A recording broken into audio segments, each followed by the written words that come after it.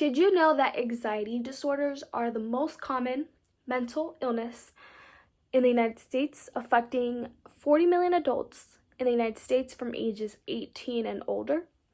If you're like me, I'm a college student that spends most of her time behind a screen and barely has any life. It can get pretty intense, but I have managed to figure it out. I have always struggled with anxiety since I was in high school. My biggest fear are taking quizzes and tests. Everyone deals with it differently, of course, but it has embarrassed me a few times at school, work, in public places. My goal today is to show you how to manage anxiety, the difference between stress and anxiety, what to avoid when anxious, when to ask for help, and the statistics of college students struggling with anxiety and race. So let's get started on the first one. The difference between stress and anxiety. They are both similar, but often get confused.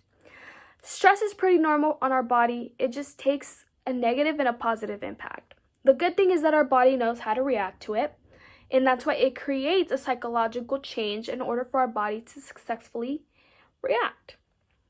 Anxiety is not the same as stress, but it's rather a reaction to stress. It can also be developed through genetics or environment. Have in mind, and it's a very common mental disorder in the United States. All right, so the second one, what to avoid when anxious. When feeling anxious, it's very normal for our body, for our brain to be all over the place. Overthinking can actually make it worse. Relaxing and focusing on how we breathe should help us calm down. Another thing to avoid, coffee or any type of caffeine. I've actually seen this personally in my life, in my everyday use, that it does increase your anxiety if you stay away from caffeine and coffee. Another thing is drugs and alcohol. It can increase your anxiety, and sometimes people use that as a getaway to, how they're feeling, but it can actually make it even worse. There are other things like fruits and stuff that can also affect us, which can slow down how our blood takes the energy. Third, when to ask for help. This can go both ways. It can be when to get someone help or when to come and get help. So social isolation. People separated themselves, wanting to be alone, not wanting to be with people, can be one of them. Another one, emotional outburst. It can be a big red flag that can also mean maybe we should look for some help, or maybe I should get myself some help. Another thing, drug abuse and alcohol abuse. It can be, like I said before, a getaway to how you're feeling, and that's not what we want. All right, so lastly, the statistics of college students struggling with anxiety and also the race statistics. A survey that asked college professors about anxiety issues found that anxiety is the top issue for college students. Anxiety disorder affects 25.1% of children between 13 and 18 years old.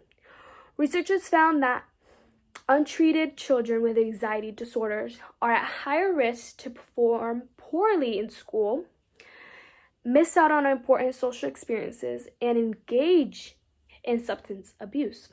Another statistic about race is that students of color were half as likely to report a diagnosis or treatment of anxiety disorders compared to white college students. So the statistics on race: Asian and Pacific Islander 10%, African American 14%, Hispanic or Latino 15%, white 23%.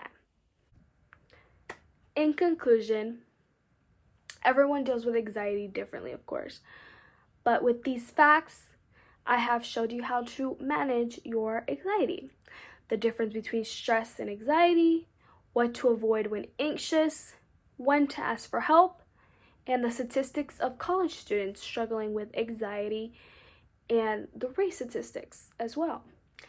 Thank you, and I appreciate your time.